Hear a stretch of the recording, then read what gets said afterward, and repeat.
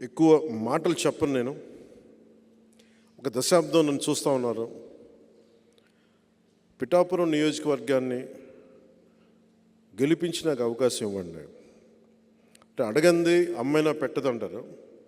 ఈరోజు నేను శక్తి పీఠమైన ఆ తల్లినే మీ ద్వారా అడుగుతున్నాను, నన్ను గెలిపించమని కోరుకుంటున్నాను.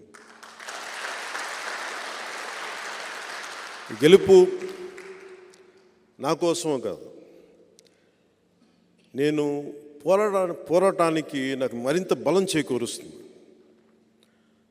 ఉప్పాడలో ప్రతిసారి రోడ్డు కోతలకు గురై ముఖ్యంగా మత్స్యకార కుటుంబాలు ఎంత నలుగుతున్నాయో తెలుసు.